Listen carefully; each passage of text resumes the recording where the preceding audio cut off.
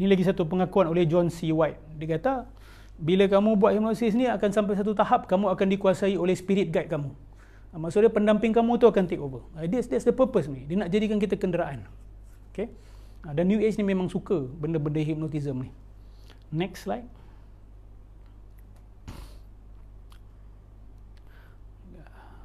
Ini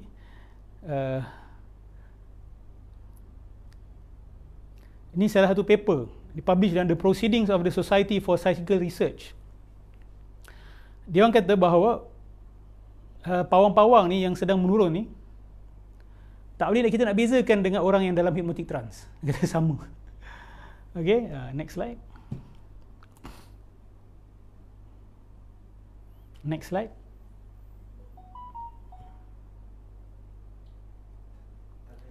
Yes, tatayur. Sekarang ni kita masuk sikit berkenaan dengan garpu tala lah. Kan? Tatayur ataupun tilik menilik ni memang favourite golongan New Age ni. Rasulullah SAW bersabda, At-tiyaratu syirkun, at-tiyaratu syirkun, at-tiyaratu syirkun, thalathan. Tiarah adalah syirik, tiarah adalah syirik, tiarah adalah syirik. Tiarah ni apa? Tiarah ni adalah satu amalan yang dibuat oleh orang-orang musyrikun dulu. Orang ni bila nak buat sesuatu, contoh macam nak pergi bersafar atau tidak, mereka akan tengok dia punya macam feng shui gitulah. Perjalanan ni SIAL ataupun tidak. Kalau bahasa kasar sial lah. Sial ke atau berkat. Cara mereka nak tahu, mereka akan goncangkan pokok yang ada burung. Tengok burung tu pergi ke kanan ke kiri. Kalau burung pergi ke kanan, tanda baik, teruskan perjalanan. Kalau burung pergi ke kiri, tanda buruk, jangan teruskan perjalanan. Ini tatayur. Dan Nabi kata syirik. Nabi kata syirik. Baik. Ada mungkin tanya, Ustaz, kenapa syirik ya? Padahal dia just ambil tanda daripada burung, Ustaz. Kenapa di situ Nabi panggil dia sebagai syirik?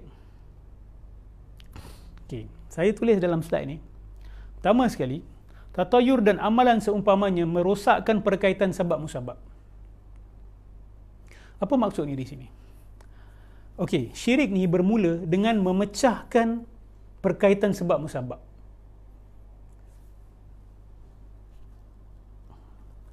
Sebab terbakar adalah api. Kan? Itu sebab yang normal yang semua orang tahu. Tapi sebab, segala sebab, of course Allah Subhanahu Wa Taala. Tapi kita bercakap dalam dataran normal manusia, kebakaran dicetuskan oleh api. Kita nak bakar kertas, kita pakai api. Ataupun kepanasan yang luar biasa boleh mencetuskan kebakaran. Itu sebab dia. Sebab kepada kebakaran itu adalah api. Saya ambil mancis, saya bakar tisu, terbakar tisu itu. Tiarah ni, perbuatan-perbuatan tilik milik tiarah ni, dia mengaitkan sebab musabab yang tak ada kaitan. Contoh, itulah awak gagal dalam bisnes awak sebab awak sebelum keluar rumah tadi awak tak ketuk dinding dan tak hentak kaki 5 kali untuk buang SIAL. Sebab awak tak ketuk dinding dan tak hentak kaki 5 kali sebelum keluar, sebab itulah bisnes awak gagal. Nampak tak? Dia mengaitkan sebab musabab yang tak ada kaitan. Antaranya lagi apa yang banyak dalam adat-adat bangsa-bangsa yang berbeza. Satu dunia ada adat-adat macam ni. Dia mengaitkan sebab bukan dengan musabab yang betul. Contoh, dia berjaya dalam pembelajaran dia.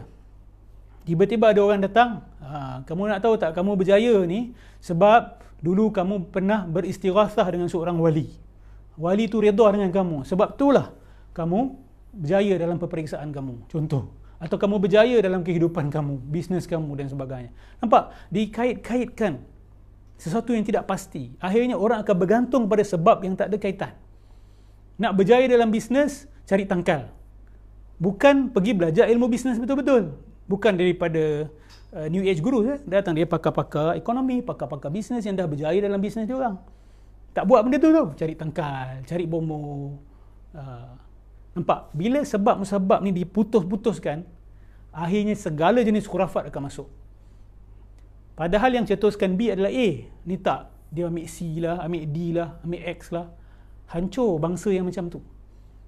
hancur bangsa yang macam tu.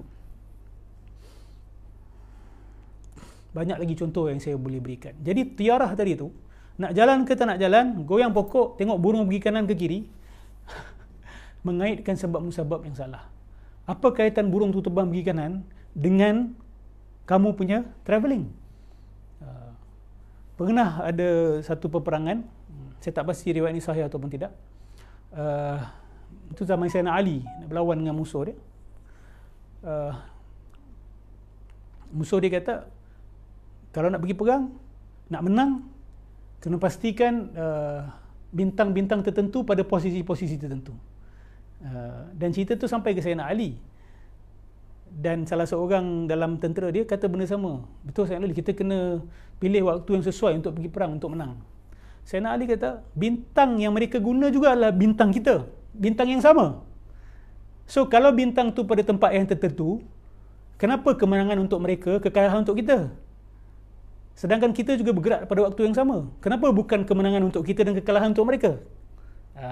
Ini mafhum, mafhum riwayat tersebut. Saya tak pasti sahih ataupun tidak. Tapi jawapan tu memang mantap lah. Jawapan tu memang mantap. Contohlah, kita nak pergi perang. Nak pergi perang, kita pun goncang pokok, tengok burung pergi kanan ke kiri. Burung pergi kanan. Bayangkan, sewaktu goncangan tu dibuat, dua-dua buat. Kita buat, musuh kita pun buat. Dan burung dua-dua terbang ke kanan. Apa cerita? Atau awak goncang pokok yang sama dan burung yang sama pergi ke kanan. So macam mana? So benda ni semua khurafat. Benda ni semua bercanggah dengan akal, bercanggah dengan ilmu. Jadi pertalian sebab musabab ni kena jaga. Kalau tak jaga, segala jenis khurafat akan masuk. Ia juga mengenepikan akal kurniaan Allah. Orang yang suka main tilik-tilik ni, dia malas nak fikir sebenarnya. Nak terus buat bisnes ke tak nak? Dia boleh fikir betul-betul dengan strategi dan sebagainya. Dia pergi buat apa? Dia pergi ambil Quran, buka, tutup mata, baca selawat 7 kali. Lepas tu buka, apa ayat pertama yang dia nampak, lepas tu dia tafsirkan sendiri, ikut dia punya fikiran dia. Lepas tu dia buat rumusan daripada tu. Ini sama dengan tiarah tadi tu. Apa hak awak mendakwa bahawa Allah Subhanahu Wa Taala sedang bercakap dengan awak secara individu, secara private, khas mesej itu kepada Allah? Kalau macam tu, awak pun dapat wahyu, awak pun ada communication direct dengan Allah Subhanahu Wa Taala. Adakah ini disebut dalam akidah Ahlussunnah wal Jamaah? Adakah kita semua ada direct communication dengan Allah? Allah menjawab segala pertanyaan kita? Ini tak betul. Itu sangkaan kita, itu halusinasi kita. Okay, that is our own expectation. Allahumma salli ala Sayyidina Muhammad. Ada lagi beberapa perkara saya tulis untuk Rad Karputala ni. Okay. Ada yang tanya, Ustaz, Quran ni kan tanda Allah. Dia mesej yang Allah berikan kepada manusia. Jadi apa salahnya kita menilik dengan Al-Quran? Saya akan tanya balik. Jadi apa salahnya orang yang guna burung? Burung pun tanda Allah Subhanahu Wa Taala. Kan semua ayatullah. Semua perkara adalah tanda Allah. Kenapa tak boleh guna burung? Burung pergi kanan, katalah, oh Allah memberi mesej kepada saya secara individu untuk teruskan perjalanan. Sebab apa burung ni pergi kanan? Sebab apa saya ikut burung? Sebab burung juga adalah daripada tanda Allah. Quran ayat yang tertulis, alam adalah ayat yang terpampang. Jadi kenapa orang yang guna ayat alam tak boleh, orang yang guna ayat Quran boleh buat menilik dengan dia? Jadi cerita dia sama je. Nabi kata benda tu syirik.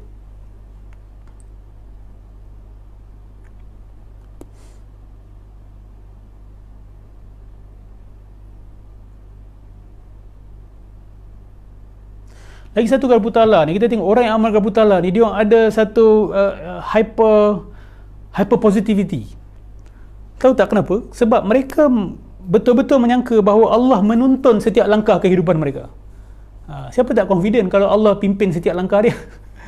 Kan? Itu adalah satu illusion dia, satu sangkaan dia sendiri. Dia baca, dia ingat, oh Allah memberi mesej khas kepada aku. Itu delusional. Nabi-Nabi pun Allah tak tuntun everything yang dia orang buat. Nabi pun ada buat silap, betul tak? Nabi pun ada buat silap. Kalau nak kata semua benda Allah tuntun Nabi SAW, Nabi tak buat silap lah. Nabi pun buat silap. Ini tak, kita boleh ingat bahawa Allah akan menuntun setiap langkah kehidupan kita. Setiap kali kita minta jawapan, kita akan dapat jawapan. Ini delusion. Okay? Ini sedarlah daripada delusional ini. Saya tahu mereka sangat confident sebab yalah, Dia dah menipu diri dia. Allah bercakap dengan dia, mestilah confident. Allah kasih jawapan, mestilah confident. Lepas tu kalau tak jadi pun, mereka akan kasih macam-macam alasan. Oh, tak, Allah nak mendidik kita dan sebagainya, kita ada buat dosa dan sebagainya. Akhirnya benda ni unfalsifiable. Ya, awak tak boleh nak buktikan dia salah dan juga tak boleh buktikan dia betul. So it's very dangerous bergantung kepada perkara-perkara seperti ini. Kemudian ya, mungkin ada yang rasa ustaz banyak sangat informasi. Tak ada masalah, everything is recorded. You cannot tahan, you boleh stop, next time boleh sambung kan. So saya terpaksa sumbatkan semua dalam satu session sebab saya tak tahu bila lagi saya ada peluang untuk bercakap benda-benda macam ni kan. Once dah masuk ke dalam YouTube, insya-Allah orang yang nak download, boleh tengok lagi. Okey, kalau dah betul-betul drain out, dah tak boleh masuk lagi, tak ada masalah, you can stop. Malam boleh dengar lagi, besok lagi 2 bulan pun boleh dengar, tak ada masalah. Okey, lagi satu, kita kena beradab dengan Rasulullah SAW. Macam saya kata tadi, okay, Nabi adalah khatamun nabiyyin. Dia adalah penutup sekalian Nabi. Okay, wahyu yang terakhir turun pada Nabi SAW. Jangan lepas ni kita bercakap macam kita ni Nabi. Allah bercakap dengan Rasulullah, Allah pun bercakap dengan kita macam Allah bercakap dengan Rasulullah. Memanglah kita dakwa kita tak dapat wahyu baru, tetapi kita mendakwa bahawa kita ada communication dengan Allah Subhanahu wa Ta'ala. Sahabat pun tak bercakap macam tu. Sahabat Nabi pun tak cakap macam tu. Para tabi'in pun tak bercakap macam tu. Kita pula yang datang kemudian ni boleh kata, oh, kita ada direct communication dengan Allah sebenarnya. Semuanya Allah boleh tuntun, Allah boleh tunjukkan kita jalan. Kita kena ada adab lah dengan Rasulullah sallallahu alaihi wasallam. Lepas tu bila dah dapat ayat tu, awak tafsir ikut tafsiran siapa? Di sini bermasalah. Dia membuka kepada tafsiran-tafsiran peribadi yang tidak mengikut manhaj tafsiran. Kalau dia nak ayat tu pergi kat dia, dia tafsirkan ikut kat dia. Kalau tak nak, dia tafsir ke ikut lain pula. Bagi siapa yang nak faham lebih lanjut kritikan kepada konsep Garputala ni, teknik Garputala ni, boleh pergi ke Facebook Ustaz Suhili Nain, okay, SUHILINAIN, Nain, dengan Ustaz Masri, okay, Ustaz Masri. Ustaz Masri ni pun banyak kritik berkenaan Garputala. Ustaz Suhili Nain banyak kritik tentang Garputala. Boleh baca tulisan-tulisan mereka. Okey. Baik. Lepas tu mereka juga yang bawa Garputala ni, mereka bawa toxic positivity. Toxic positivity ni adalah positivity yang agak melampau. Dia orang sampai kata dalam doa tak boleh ada negativity langsung. Okey, dan tak boleh kata dalam dunia dia ada orang jahat walaupun satu. Kalau kita kata dalam dunia dia ada orang jahat walaupun satu, maksudnya kita mengatakan diri yang jahat tu kita lah.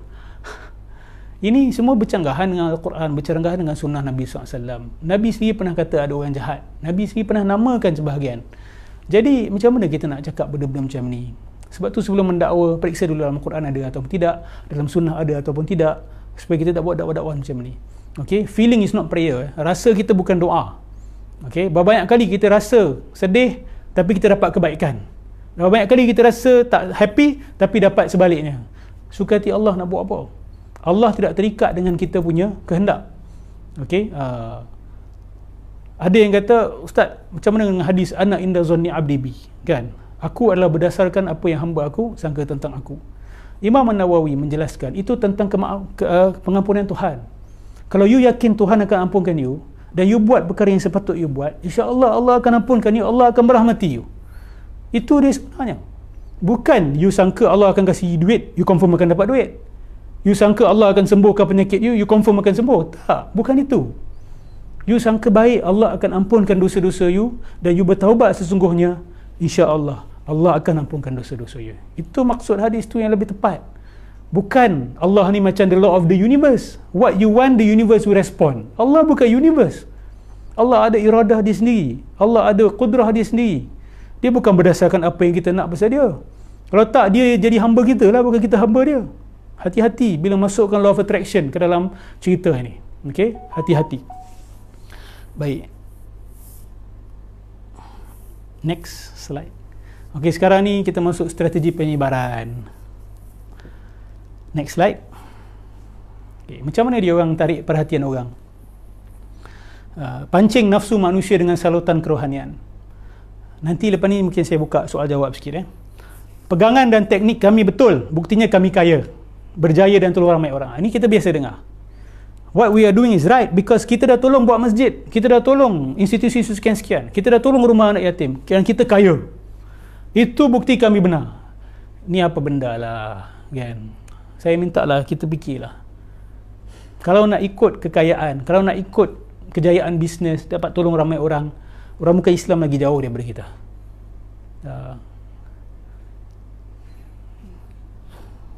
Bill Gates, Mother Teresa, nak letak mana dia orang? Dalai Lama. So tak boleh nak dakwa macam tu. Kemudian penekanan hanya pada cinta dan akhlak. Dia asyik cinta pasal love, adab, love, adab, love, adab. Akal entah ke mana dah. Padahal patutnya kita mula dengan akal dulu. Akal yang waras dulu, yang betul, yang tajam, yang berilmu. Kemudian baru kita boleh tapis, ini adab yang betul ke adab yang salah. Ni tak, ilmu nanti, adab dulu. Kan? Memang betul ada kata-kata ulama yang cakap adab dulu baru ilmu. Tapi awak nak tahu adab pun awak kena ada ilmu tentang adab. So bagi saya sebenarnya ilmu datang dulu. You have to learn what is adab.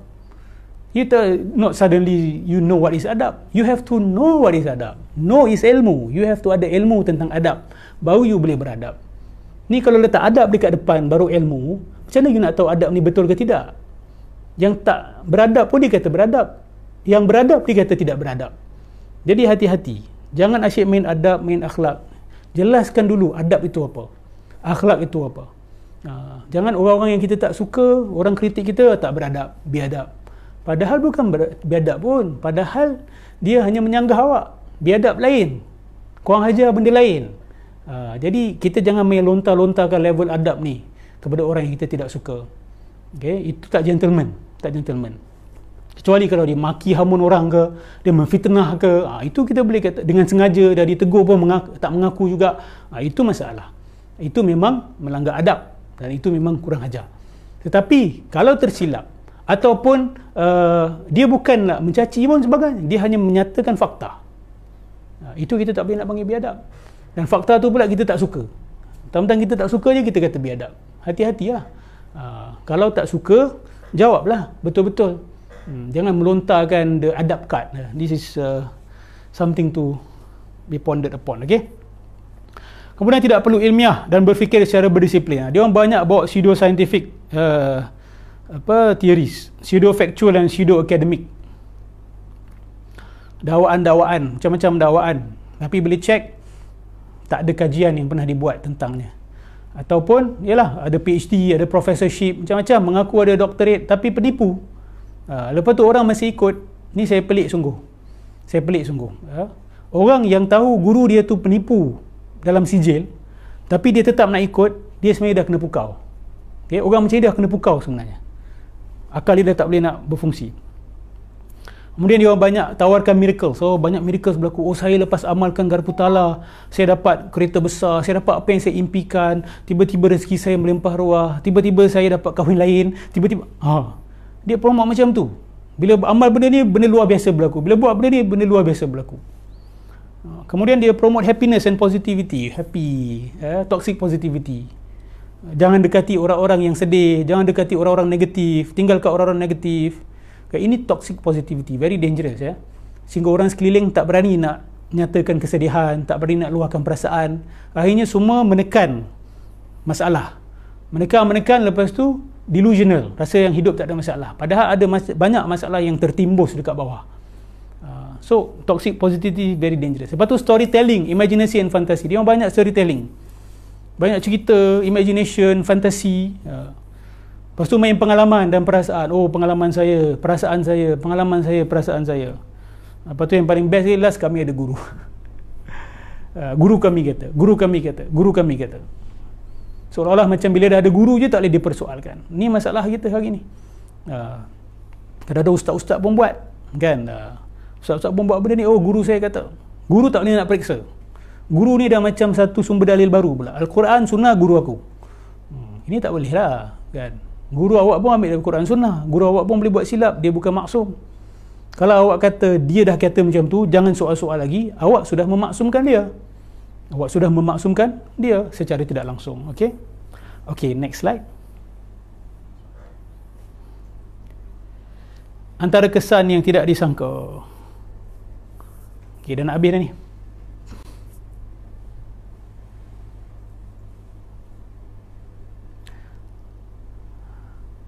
Okay. Bahaya dia pertama sekali melemahkan kemampuan berfikir. Sebaliknya menambah ketaksuban melalui hentaman-hentaman bertali arus dari emosi dan kehendak. Ini membuatkan diri menjadi mangsa hawa nafsu dan syaitan. Okay, akal lemah, perasaan bergelora.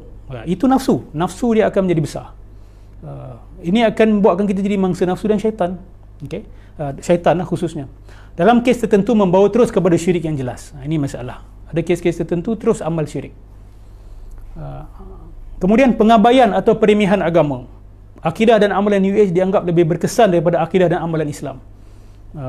Ada yang dia meleceh-lecehkan amalan agama Islam. Ritual-ritual yang diajarkan oleh gerakan New Age ni dia besar-besarkan. Sebab dia kata, saya solat, doa, tahajud tak memberi kesan pun, tapi bila saya start amal-amalan dia orang ni, wah, semua datang. Seolah-olah macam barulah Allah jawab doa saya. Dengan cara yang biasa tak terjawab. Kena tukar cara. Bahaya ni. Kan? Seolah-olah bila Allah tunaikan, itu tanda baik. Tak semestinya. Dalam agama kita ada istidraj. Istidraj ni Allah tunaikan, tapi bukan untuk tujuan yang baik. So hati-hati.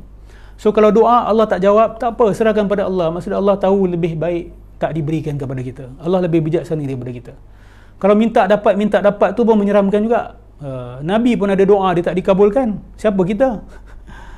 Rasulullah ada doa dia tak dikabulkan. Allah banyak sebenarnya doa Nabi SAW tidak dikabulkan Allah Subhanahu wa ta'ala.